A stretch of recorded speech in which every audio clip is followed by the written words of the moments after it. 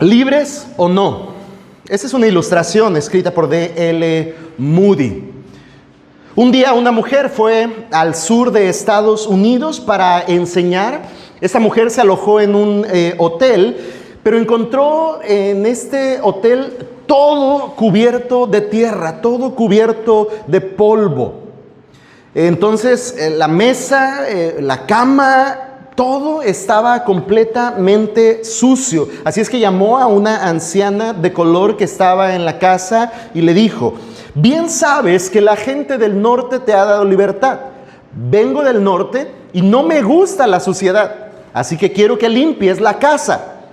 La anciana de color se puso a trabajar y parecía que había trabajado más en ese mediodía que todo el mes anterior. Mucho trabajo tuvo esta mujer. Cuando la mujer regresó a la casa, la anciana vino hacia ella y le dijo: ¿ahora soy libre o no?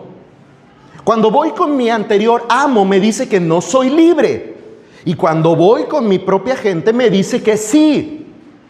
Y no sé si soy libre o no. Algunas personas me dijeron que Abraham Lincoln firmó una proclamación, pero mi amo dice que no lo hizo, que no tiene ningún derecho a hacerlo. Así muchos cristianos, hermanos. Así muchos cristianos siguen adelante sin tener por cierto si son libres o no. Yo le pregunto a usted, ¿tiene por cierto que es libre? ¿Está seguro que es libre? ¿Es su firme convicción que ahora es libre? Porque el creyente, cuando ha nacido del Espíritu, es tan libre como el aire. Porque Cristo vino para este propósito, para liberarnos de la culpa y del poder del pecado. Él vino a liberarnos y luego no nos dejó en servidumbre. No vino y prometió libertad y nos volvió a dejar como nos encontró. Él vino para darnos libertad de una vez y para siempre. Aun si eso implicara, pensando en la historia bíblica que estamos leyendo, aun si eso implicara sepultar en las aguas al ejército enemigo, librándonos de toda maldad. Aun si eso implicara alimentarnos en el desierto, de la nada proveyendo maná que baja del cielo. Así Dios hace cumplir sus promesas, y su promesa de redención ha tenido cumplimiento en Cristo Jesús para todo aquel que cree. Una vez más le pregunto, ¿pero tiene usted por cierto que es libre? ¿Estamos seguros que somos libres?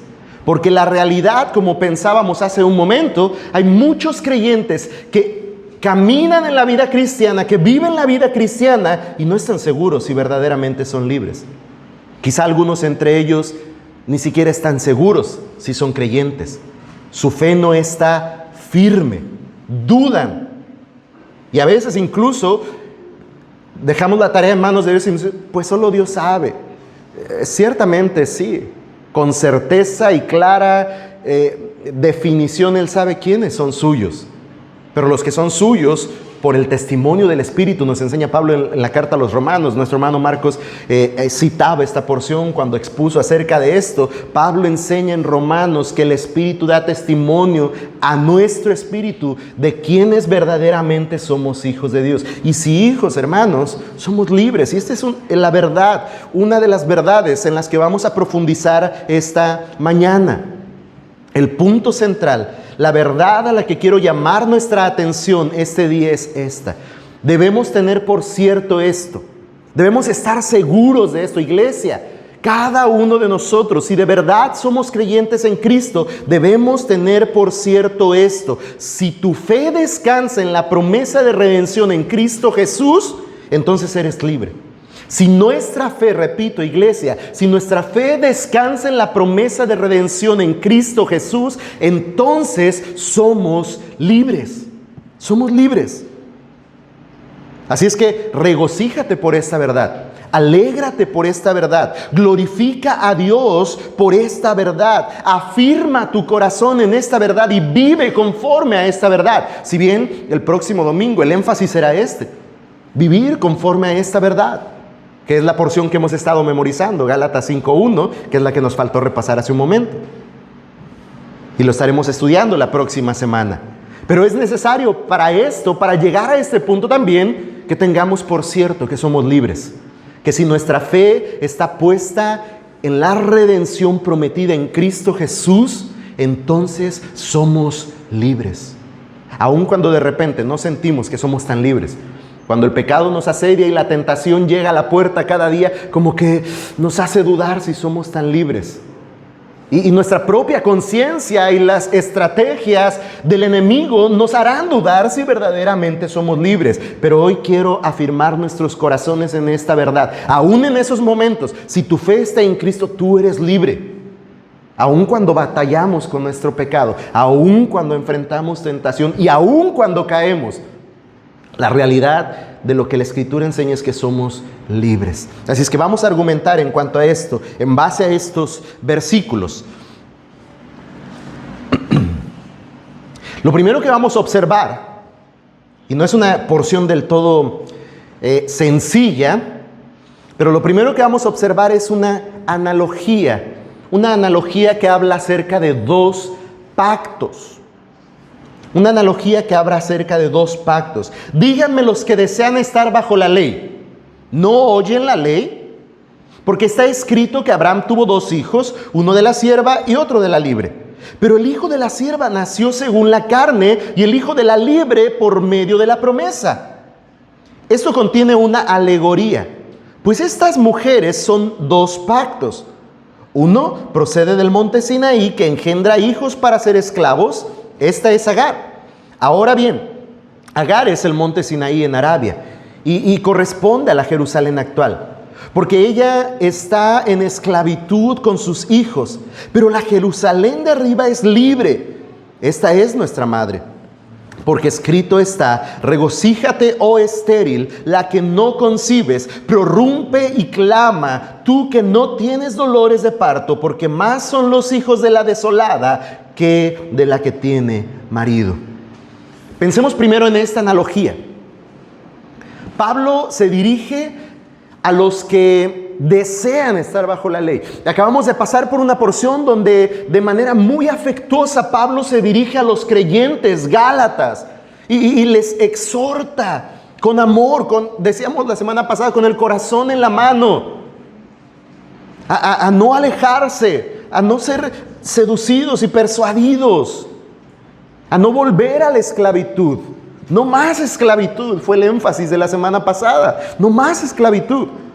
Pero ahora vuelve otra vez Pablo y se dirige a los que desean estar bajo la ley. Ya sea que estos fueran judaizantes o que fueran gálatas que estaban siendo persuadidos por las enseñanzas de estos judíos que pretendían volverlos a la esclavitud de la ley. Pablo se dirige ahora a estos que desean estar bajo la ley, a los que están esclavizados por la ley y a los que desean estar sujetos por la ley.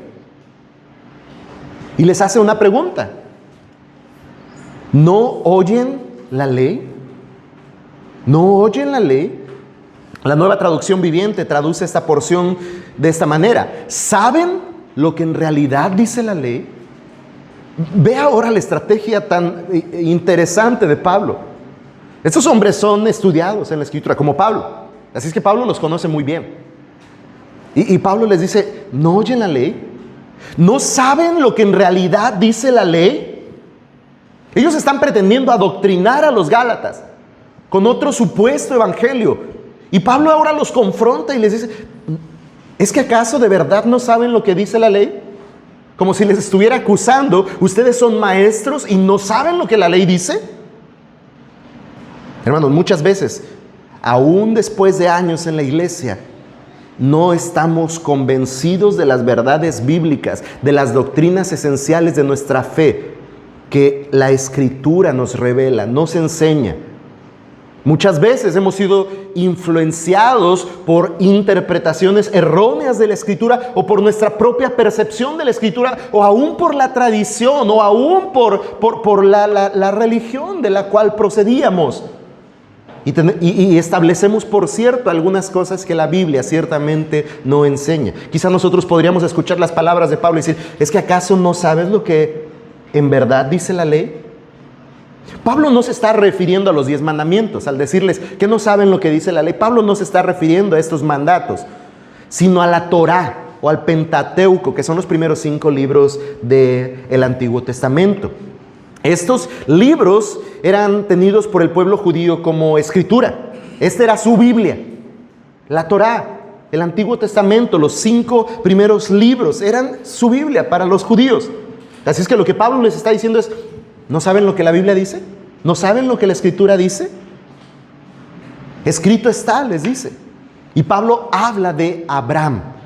Hermanos, ¿quién que conociendo la ley, quién que conociendo las Escrituras, no sabría quién es Abraham? Suena ilógico. Así es que Pablo les empieza a hablar de Abraham. Y les dice que Abraham tuvo 2 hijos. El primero se llamó Ismael. Los que están siguiendo el plan de lectura tienen esto como bien fresquecito. No hace mucho que hemos leído apenas esta narración. El primer hijo se llamó Ismael. Pero este hijo nació de una mujer esclava, una esclava egipcia que se llamó Agar, la esclava de Sarai, la esposa de Abraham. Después de un tiempo, Sara, la esposa de Abraham, tuvo un hijo que fue prometido por Dios a Abraham. De hecho, la promesa ya había sido dada cuando Sarai da a Agar por mujer a Abraham. Y entonces Isaac nació de Sara, que era libre. No olvide estos detalles. Agar, una esclava egipcia, da por hijo a Abraham, a Ismael, y Sara, que es una mujer libre, da por hijo a Isaac, que por cierto es el hijo que Dios ha prometido a Abraham por descendencia. El hijo de la esclava de Agar nació con un nacimiento normal según la carne. Pablo nos está hablando de esto.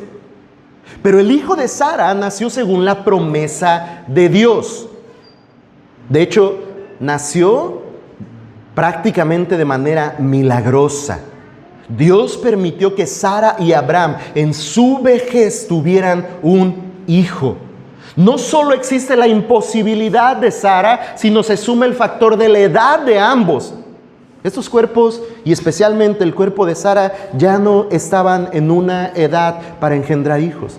Así es que es visto, y Pablo lo narra así, el nacimiento de Isaac como un nacimiento prácticamente milagroso. Contra toda probabilidad. Es un nacimiento sobrenatural.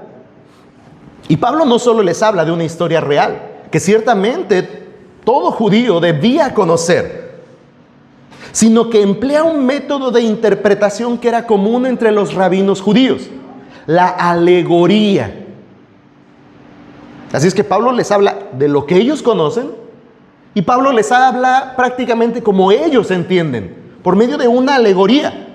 Después de narrar este evento histórico del nacimiento de los 2 hijos de Abraham, en Agar y en Sara, Pablo usa esta misma historia como una alegoría para mostrar un contraste entre la ley que esclaviza y la promesa que es libre.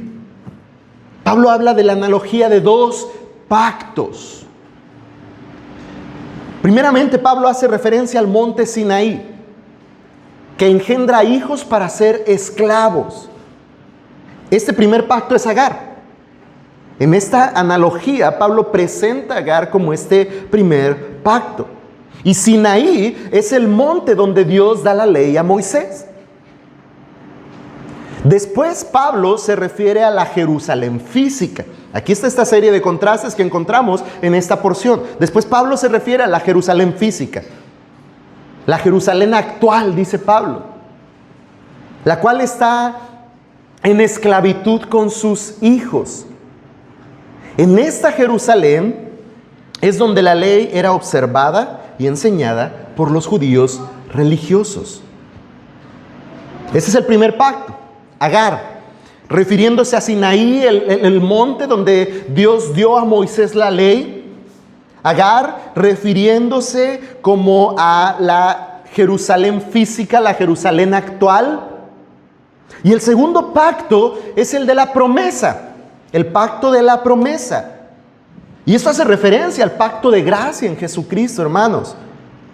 Si bien Pablo no menciona en los versos siguientes que hemos leído después de hablar de Agar, Pablo no menciona a Sara ni a su hijo Isaac, pero sí hace presente la antítesis de la Jerusalén física con la Jerusalén celestial.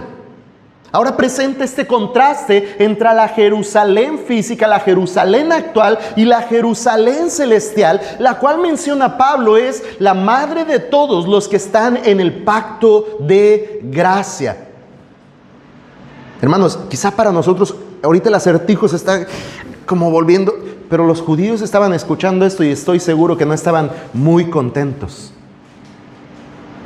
No estaban muy contentos porque ellos entendían perfectamente lo que, cuando menos, lo que históricamente Pablo estaba narrando. Pero ahora en esta analogía les está presentando estos contrastes y habla ahora de una Jerusalén espiritual, que es madre de todos los que están en el pacto de la gracia. La palabra madre tiene que ver con los creyentes que son sus ciudadanos, ciudadanos de esta ciudad celestial. Ese mismo pensamiento, hermanos, lo encontramos en el Salmo 87, verso 5. Si usted quiere ir al verso, puede observar que la Escritura nos habla acerca de esta ciudad. El salmista dice que de Sión se dirá, este y aquel ha nacido en ella. Este y aquel ha nacido en ella. Habla de los hijos de Sión. Esa Jerusalén de arriba, de la cual está hablando Pablo a los Gálatas, es esa misma Jerusalén que Abraham esperaba, dice Hebreos 11:10, porque esperaba la ciudad que tiene cimientos, cuyo arquitecto y constructor es Dios. En fe, Abraham esperaba por esta ciudad, cuyo arquitecto y constructor es Dios. Y no está hablando de la Jerusalén física, de la ciudad física, sino de esta ciudad espiritual, de esta misma de la cual Pablo ahora está mostrando el contraste y que está haciendo referencia a Sara, a Isaac, al hijo de la promesa. Una vez más Pablo apela a lo ya escrito. Ve ahí en los versos en los que nos encontramos en Gálatas. Después de decirles, díganme, los que desean estar bajo la ley no oyen la ley, no conocen lo que la Escritura dice, y les habla acerca de esta historia y presenta esta serie de contrastes. Y les dice en el verso 24 que esto consiste en una alegoría de lo que hemos hablado ahora, de los dos pactos, de Agar y de Sara.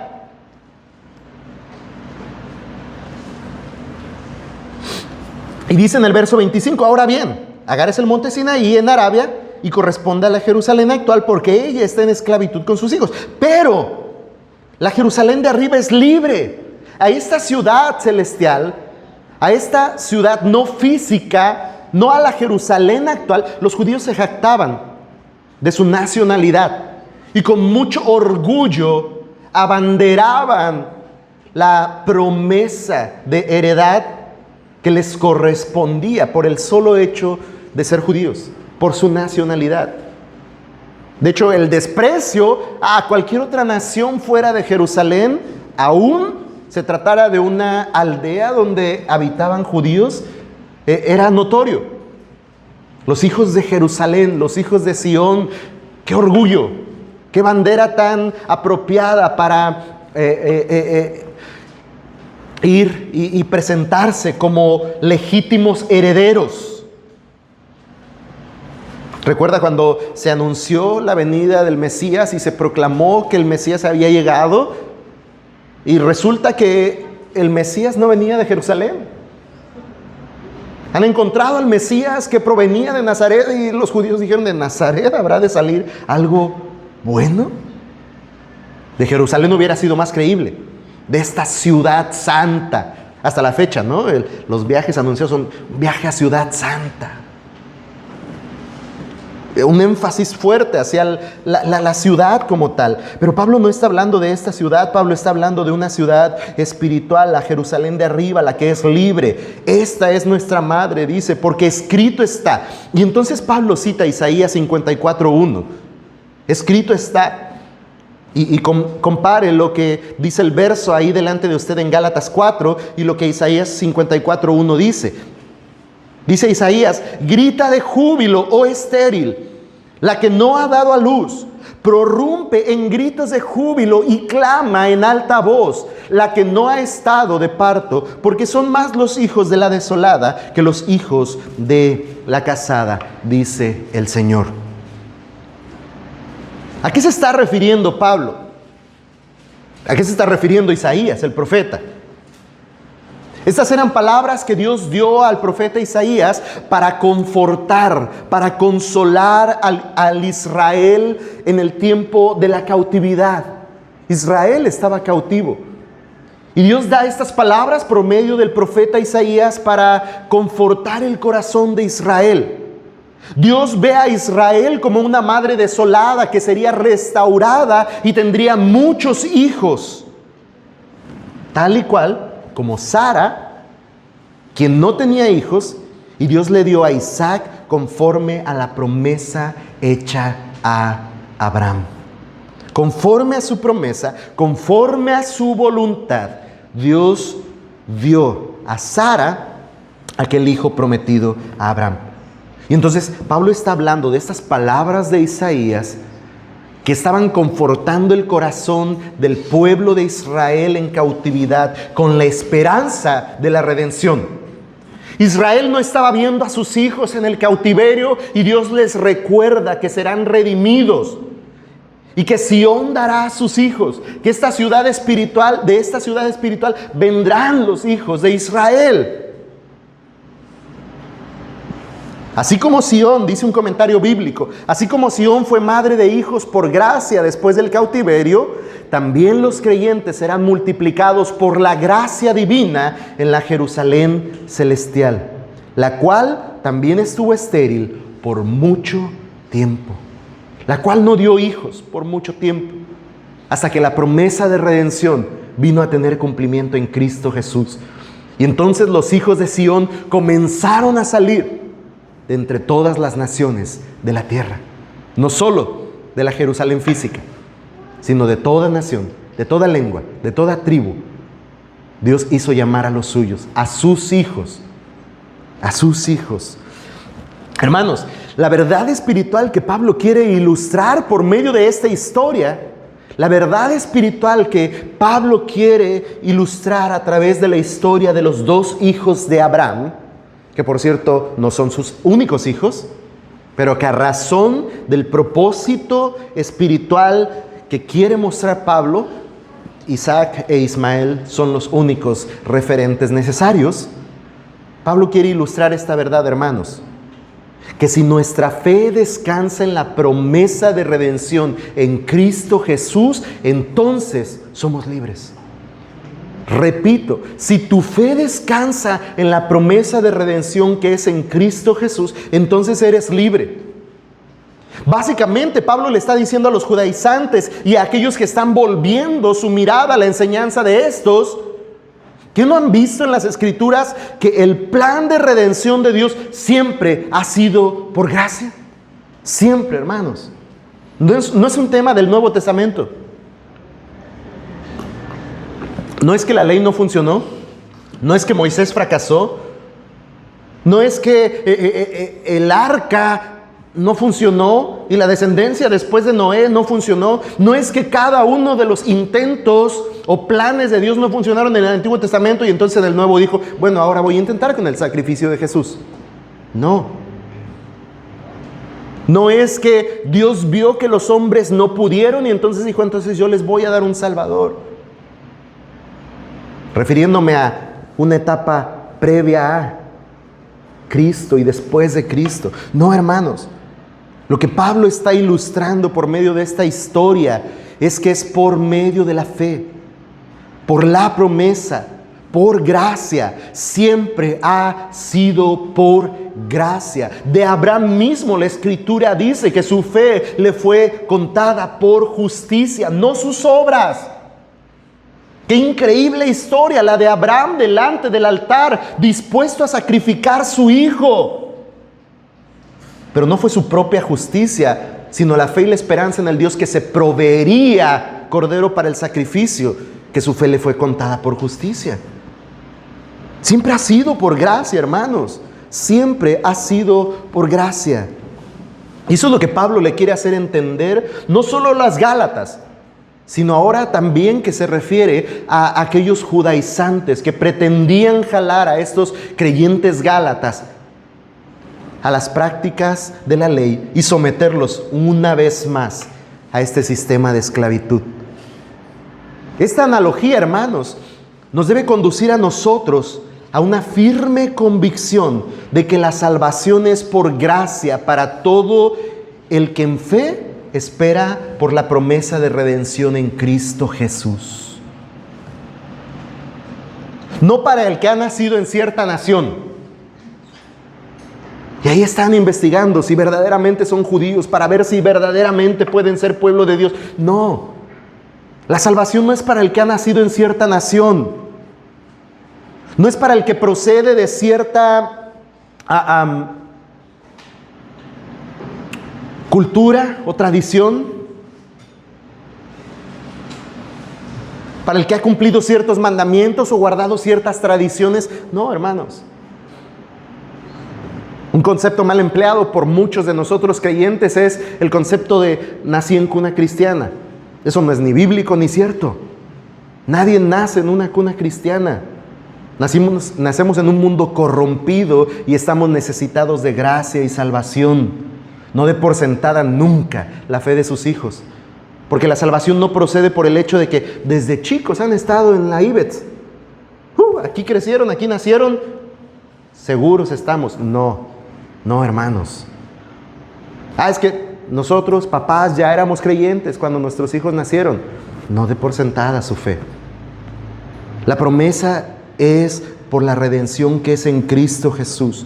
Por medio de la fe es que venimos a ser creyentes en Cristo, y por la fe en Cristo es que venimos a ser llamados hijos de Dios, no por nuestra nacionalidad, no por el lugar de donde procedemos, la familia, no por el contexto religioso al cual pertenecemos, no por nuestra capacidad de guardar los mandamientos, no por cómo nos comportamos. Nada de esto nos hace salvos.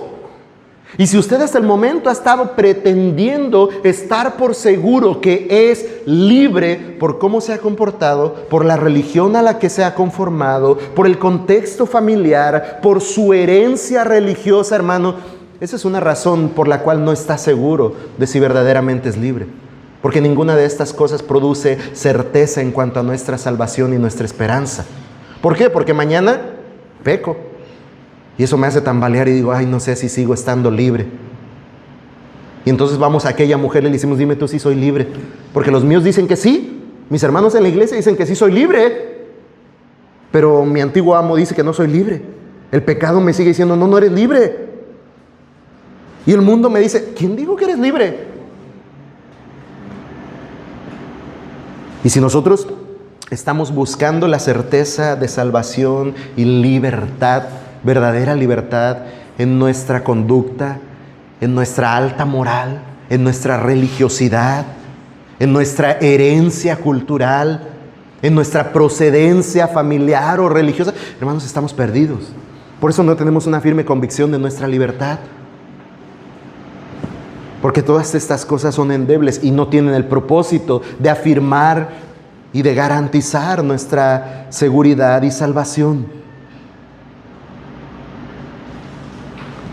Si nuestra salvación no está arraigada en la esperanza que es en Cristo Jesús, nuestra salvación no es segura. No estoy diciendo que la salvación no esté segura, estoy diciendo que si nosotros no tenemos por cierto lo que la ley dice, lo que la Escritura dice, entonces no tendremos por cierta la seguridad de nuestra salvación, nuestra fe y nuestra esperanza, nuestra verdadera libertad. ¿Qué tenemos que hacer? Conocer lo que la Biblia dice.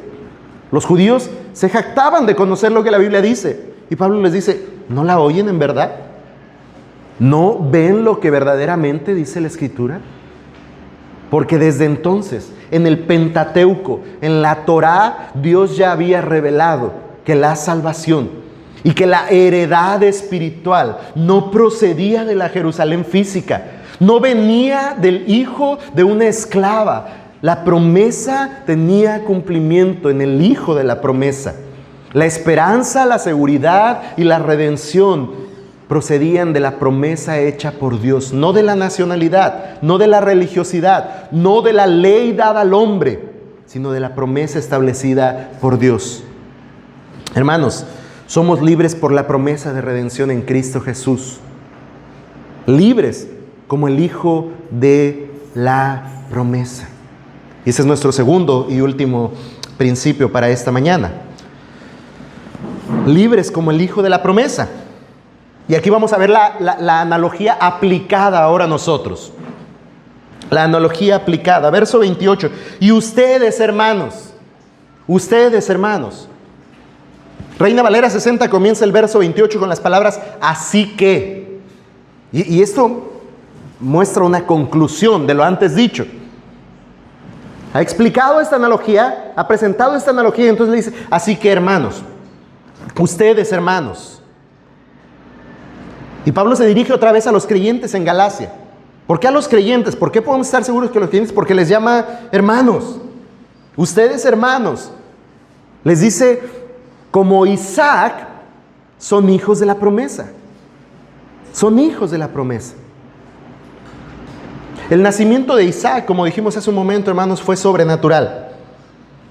De la misma manera, los creyentes en Cristo Jesús experimentamos un nacimiento sobrenatural, un milagro de la gracia de Dios. Así que los cristianos son hijos de la promesa y de la bendición de Dios. Escucha muy bien, hermano, no importando tu nacionalidad, ni tus lazos sanguíneos, no importando la religión ni qué tan fiel seas a la misma. Los cristianos son hijos de la promesa y de la bendición de Dios, no por estas cosas, sino por gracia, por la fe que en esa promesa ha sido depositada. Que por cierto, la fe misma es un don de Dios dado a nosotros para que podamos creer en Cristo Jesús.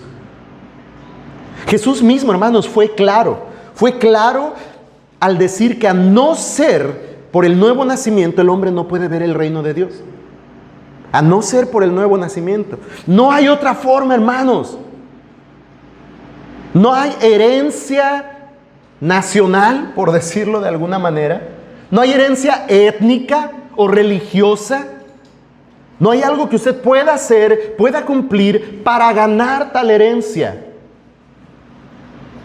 Naturalmente, nosotros sí decimos hacer la barba, ¿no? Y un buen trato y una estima al viejecito que está por morir para que nos deje algo. Pero en cuanto a la herencia espiritual no hay nada que podamos hacer. No hay manera que podamos manipular la voluntad de Dios para que Él nos dé y nosotros recibamos de su favor. Esto proclama el Evangelio por medio de las obras. Que si tú te portas, si tú haces, si tú das, si tú vienes, entonces recibirás de Dios. Pero eso no es lo que la Biblia dice, no es lo que la ley dice, no es lo que la Escritura enseña. Jesús fue claro en esto y en Juan capítulo 3, versículo 3, le dice a aquel, en verdad te digo, que el que no nace de nuevo no puede ver el reino de los cielos. Usted puede pasar toda su vida en esta iglesia. Sus hijos pueden estar hasta la edad adulta aquí, si bien nos va. Advertencia, solo es una exhortación para que preste atención. Si bien nos va, sus hijos pueden estar aquí hasta la edad adulta. Pero eso no garantiza que verán el reino de Dios. Su adherencia a la membresía de la IBETS no garantiza que usted verá el reino de Dios. Aún hay algunos que en el supuesto de su fe dan testimonio público en las aguas del bautismo. Y eso no garantiza.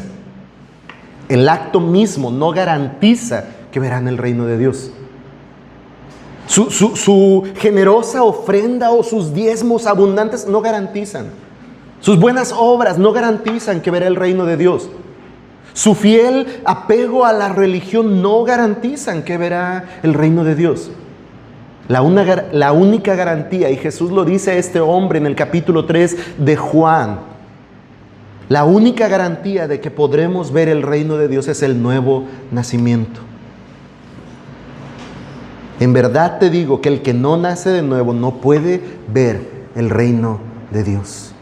Así que hermanos, si tu fe descansa en la promesa de redención en Cristo Jesús, entonces como Isaac, tú eres hijo de la promesa. Eres un hijo libre, un hijo nacido de nuevo, en libertad. ¡Qué gloriosa esperanza nos brinda el Evangelio! El creyente ha nacido de nuevo por el poder sobrenatural de la gracia de Dios. No es algo que nosotros hayamos producido. Porque quizá como yo, usted no me podrá dejar mentir que muchas veces lo intentamos y no lo logramos. Nos esforzamos y fracasamos. Pero cuando descansamos en la promesa de redención que es en Cristo Jesús y nuestra fe descansa en Él, un día volteamos atrás y nos damos cuenta que ya no somos quien antes fuimos. No sabemos cuándo específicamente empezaron a suceder estos muchos cambios. Lo único que tenemos por cierto es que cuando Cristo vino a nuestra vida, dejamos de ser quien antes fuimos. Y poco a poco empezamos a ser transformados conforme a la imagen de aquel que nos redimió. Esta es la nueva vida y esta es la evidencia de una nueva vida. Uno que ha nacido de nuevo en libertad y que comienza a ser formado conforme a la imagen de aquel que le ha libertado. Esa es la evidencia de que usted ha nacido de nuevo. Si no observa esta evidencia, hoy hay un mensaje importante que debe considerar en su corazón. Hoy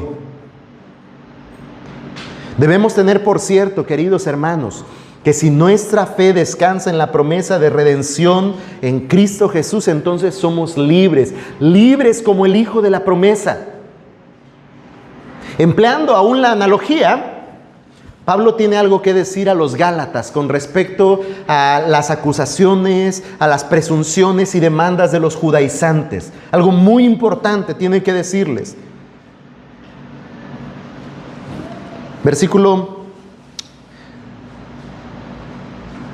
29, pero así como entonces el que nació según la carne persiguió al que nació según el Espíritu, así también sucede ahora. Pero ¿qué dice la Escritura? Versículo 30. Echa fuera a la sierva y a su hijo, pues el hijo de la sierva no será heredero con el hijo de la libre. Ismael, quien fue hijo de Agar, hijo dado a Abraham por Agar, la sierva egipcia de Sara, Ismael se burlaba de Isaac. Posiblemente Ismael pensaba y tenía por seguro que él era el heredero de los bienes de su padre, porque él era el hijo mayor, el primogénito, y se burlaba de su hermano menor. Esta tensión entre Ismael e Isaac, es decir, los descendientes de Ismael son los árabes y los descendientes de Isaac son los judíos, esta tensión permanece hasta el día de hoy. Ese es el contexto de la guerra entre los árabes y los judíos. La rivalidad, el conflicto entre Ismael e Isaac. Así es que en referencia a esto, Pablo le dice a los Gálatas, también los judaizantes pensaban que ellos eran herederos legítimos. Y mostraban hacia los Gálatas un menosprecio que les llevaba a exigir de ellos el cumplimiento de las leyes judías para que entonces ellos verdaderamente pudieran considerarse hijos de Dios. Herederos, siempre y cuando, según los judaizantes, adoptaran y cumplieran todos los mandamientos de la ley. Y no estaban del todo descartando el supuesto de la gracia. Estaban anunciando otro evangelio, recuerde, que proclamaba a Cristo, que proclamaba la gracia, más algo más. Hay muchos supuestos evangelios como estos al día de hoy. que dicen predicar a Cristo y su salvación por gracia, pero además tienes que cumplir, tienes que hacer, a fin de cuentas, un evangelio de obras, no de gracia. Y entonces Pablo acusa a estos judaizantes. No oyen la ley. Una vez más les dice, no oyen la ley. No conocen lo que la Escritura dice. No tienen presente que la Escritura revela que los hijos, los verdaderos hijos, son aquellos que conforme a la promesa vienen a ser hijos. Y por lo tanto, herederos de Dios por medio de Cristo Jesús. Por medio de la promesa en Cristo Jesús. ¿Qué dice la Escritura? Una vez más les dice Pablo, ¿qué dice la Escritura? El hijo de la esclava no puede ser coheredero con el hijo de la libre. Básicamente, Pablo les dice esto. El hijo de la esclava no puede ser coheredero con el hijo de la libre. Recuerde que estamos hablando a través de esta analogía del contraste entre la gracia y la ley, las obras y la fe. Y Pablo le dice, no puede subsistir, no puede ser coheredero el sistema de la ley y el sistema de la gracia. Nunca fue el plan de Dios. No es que uno no funcionó y por eso optó por el segundo. El plan de Dios siempre fue su gracia. Y la ley, leíamos en versos anteriores, la ley no hizo más que mostrarnos nuestra imposibilidad al hacernos conscientes de nuestra condición de pecado y como un tutor llevarnos de la mano para guiarnos a Cristo, en quien la promesa estaba hecha. En quien la promesa estaba hecha. Así es que el hijo de la esclava no puede ser coheredero con el hijo de la libre. Usted no puede tener salvación segura por el cumplimiento de las leyes y por la fe. Por si las moscas, para que algo amarre. Hay gente que cree esto. Hay gente que asegura creer en Cristo por fe para salvación. Pero por si las moscas voy a portarme bien. Pero por si las moscas voy a hacer buenas obras. Pero por si las moscas voy a adherirme a una religión. El hijo de la esclava no puede coexistir como coheredero con el hijo de la libre. O es el uno o es el otro. Y la Escritura dice que es el hijo de la libre, el que hereda la promesa. La Escritura enseña que la ley y la gracia no pueden compartir la herencia. Los que pretenden encontrar el favor de Dios, escuchen muy bien esto, los que pretenden encontrar el favor de Dios y asegurar su salvación por medio de las obras y la religión, simplemente no pueden participar de la herencia que es prometida por medio de la fe a los que por gracia han creído en Cristo Jesús. A los que por gracia han recibido el derecho de ser llamados hijos de Dios por el solo hecho de haber confiado en Cristo, porque solo en Cristo hay salvación. Por tanto, si tu fe está puesta en tus obras, en tu religión, tu fe no descansa segura y eterna, como descansa la fe de aquellos que han confiado en Cristo. Porque el plan de Dios nunca fue que por las obras y el cumplimiento de la ley, el hombre fuera justificado delante de Él y recibiera salvación y fuera llamado hijo y heredero de Dios. El plan siempre fue por gracia, por medio de la promesa. Y esa promesa, hermanos, como lo hemos leído en la Escritura, estaba hecha en Cristo. La descendencia es Cristo. La promesa es Cristo. La redención es en Cristo. La salvación es en Cristo. No hay libertad fuera de Cristo. Si tu fe descansa en la promesa de redención en Cristo Jesús, entonces eres hijo de la promesa y eres libre. No lo dudes. No lo dudes, hermano. Tenlo por cierto. Si tu fe descansa, repito, en la promesa de redención en Cristo Jesús, entonces tú eres un hijo de la promesa y eres libre. Pero si tu fe descansa en las obras, en la religión, en tu capacidad, entonces estás fuera del pacto de la gracia. Y es imposible que recibas de Dios la herencia reservada solamente para los que ponen su confianza en Cristo. Esto no es posible. No hay forma en que tú puedas alcanzar esa herencia prometida por medio de tus obras, de tu religión. Y eso incluye al cristianismo. Por tu adherencia a una comunidad cristiana como esta, no hay forma que ninguna de estas cosas garantice tu esperanza y tu salvación, tu verdadera libertad. Solo en Cristo hay salvación. Solo en Cristo hay libertad. En Cristo descansa la promesa eterna hecha por el Padre a todos los que creen. En Cristo y nada más, hermanos. Así que, hermanos, en palabras de Pablo, así que, hermanos, no somos hijos de la sierva, sino de la libre. Dice ahí al final el verso 31. No somos hijos de la sierva, sino de la libre. Romanos 8:17 dice que si somos hijos, entonces somos también herederos de Dios y coherederos con Cristo.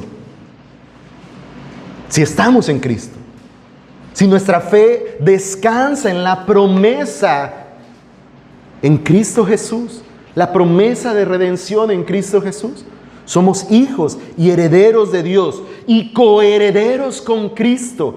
Esa es nuestra firme convicción. Esa es la verdad a la que quiero llamar a nuestros corazones, hermanos. Que tengamos por cierto que si nuestra fe descansa en Cristo, entonces somos hijos, somos libres y somos coherederos con Cristo. Somos hijos de la promesa. No de la esclava, sino de la libre. Regreso un poquito ahí en Gálatas 3. Y recordemos en dónde descansa nuestra fe. O contemple, quizá, en dónde puede hoy descansar su fe, para saberse con certeza verdaderamente libre. Libre de las ataduras del pecado, libre de las ataduras de la ley, de la religión, libre del moralismo, libre del humanismo, para vivir la verdadera libertad que en Cristo ha sido prometida para todos los que esperan en Él. Pues dice Gálatas 3, versículo 13 y 14, Cristo nos redimió de la maldición de la ley, habiéndose hecho maldición por nosotros, porque escrito está, maldito todo el que cuelga de un madero, a fin de que en Cristo Jesús, escuche bien, la bendición de Abraham viniera a los gentiles para que recibiéramos la promesa del Espíritu mediante la fe. Hemos citado antes incluso también Gálatas 4 y 5. Hemos memorizado esta porción. Cuando vino la plenitud del tiempo, Dios envió a su Hijo, nacido de mujer, nacido bajo la ley, a fin de que redimiera a los que estaban bajo la ley, para que recibiéramos la adopción de hijos. Cristo nos redimió. Esa es nuestra fe. ¿Esta es su fe? ¿Puede hoy decir convencido y completamente seguro, sin titubear, que Cristo le redimió de la maldición de la ley? ¿Que Cristo nos hizo libres? Porque Él sufrió nuestro castigo y llevó nuestra condena y pagó nuestra deuda en la cruz del Calvario. Porque en esto consiste su sacrificio en la cruz, que Él pagó por nuestros pecados, que Él llevó nuestro castigo, que Él sufrió por nosotros la maldición que nosotros debíamos sufrir. ¿A fin de qué? Dice el apóstol Pablo ahí en el capítulo 3. A fin de que en Cristo Jesús esa bendición de esa promesa dada a la descendencia de Abraham viniera a nosotros, para que recibiéramos la promesa del Espíritu mediante la fe. No mediante nuestras obras, no mediante el cumplimiento de la ley, no mediante la religión, mediante la fe que es en Cristo Jesús, quien murió por tus pecados y por mis pecados, quien fue hecho maldición por ti y por mí,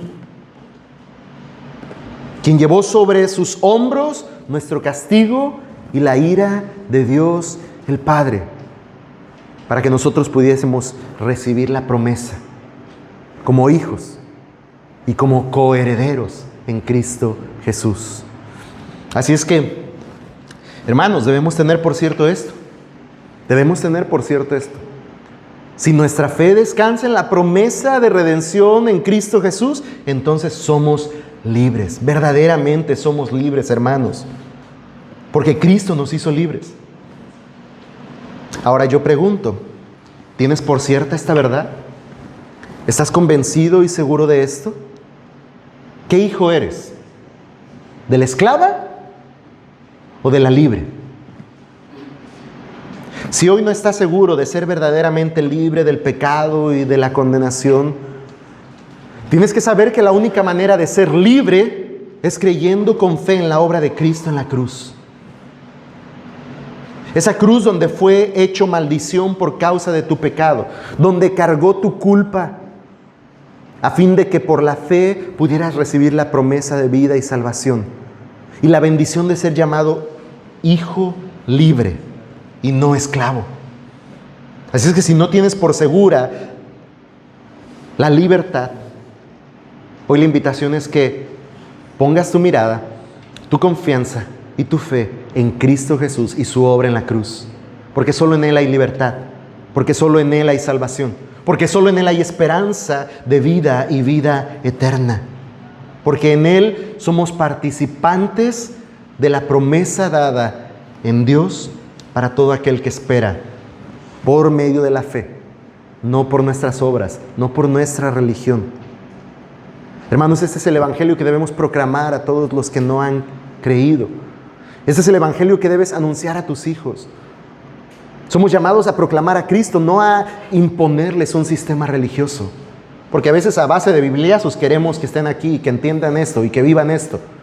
Ellos necesitan el evangelio, no un montón de bibliazos y un montón de leyes y recursos cristianos con fin de que ellos sean transformados de lo externo a lo interno. A no ser por el nuevo nacimiento, ellos no pueden ser llamados hijos según la promesa y no verán el reino de Dios. Nadie de los aquí presentes veremos el reino de Dios a no ser por el nuevo nacimiento, a no ser por la obra de redención que es en Cristo Jesús, que nosotros podremos ser llamados hijos de Dios. Y si hijos, también coherederos con Cristo, hermanos. No somos llamados a adoptar una religión, porque eso no trae salvación a nadie, hermanos. Podríamos hoy desechar las carnitas, los camarones y empezar a comer kosher. Comida certificada, pura. Y a lavarnos perfectamente nuestras manos. Y a usar una kipá. Y a dejar, la barba ya está. Y a cambiar nuestro lenguaje. Y fácilmente podríamos estarnos convenciendo y engañándonos a nosotros mismos que por adaptar una cultura y una tradición estamos siendo verdaderamente libres. Muchas veces eso pasa en muchos de los que están en las iglesias. Domingo a domingo asisten, domingo a domingo cantan, domingo a domingo traen una Biblia bajo el brazo, domingo a domingo les llaman hermano, hermano, hermano, hermano, que con el paso del tiempo está seguro que es hermano. No sabe por qué, pero es hermano. Porque todos lo llaman hermano, porque viste como hermano, porque habla como hermano, porque viene como hermano. La única garantía de que veremos el reino de Dios es el nuevo nacimiento. Quizá usted tiene aquí como 1000 años. Eso no garantiza que veré el reino de Dios. La certeza radica en que su fe descanse en la redención que es en Cristo Jesús. Y si su fe descansa en la redención que es en Cristo Jesús, no tenga duda alguna, hermano, no titubee. Solo Dios lo sabe, sí, y usted también, porque su fe descansa en Cristo. Y está segura en Él, y su esperanza es inamovible. Somos verdaderamente libres y somos coherederos con Cristo. No es jactancia personal el decir soy libre en Cristo y soy salvo por la fe y mi esperanza es segura y mi herencia es segura. No es jactancia, es dar la gloria a Dios porque es por medio de la gracia que es en Cristo Jesús. La jactancia sería decir, yo fui tan bien portado, yo fui tan fiel en asistir, yo fui tan generoso, yo hice tan buenas obras que Dios tuvo compasión de mí. Al final como que suena muy piadoso, pero eso es jactancia. Decir, por lo que yo hice, por lo que yo fui, Dios me vio con su favor. No por obras para que nadie se gloríe. Aún no llegamos ahí, pero no por obras para que nadie se gloríe. Es don de Dios, por gracia. para que Él sea el que reciba la gloria. Así es que, si tú estás convencido y tienes por cierto que eres libre, regocíjate. Hermano, glorifica al Señor quien te salvó de la esclavitud. Glorifica al Dios que por gracia te hizo nacer de nuevo como un hijo heredero, sin ningún mérito tuyo, sin una mínima obra buena que hayas realizado. Y afirma tu fe en esta verdad. Somos libres porque Cristo nos hizo libres. Regocíjate por esta verdad. Glorifica a Dios por esta verdad. Afirma tu corazón en esta verdad y vive conforme a esta verdad.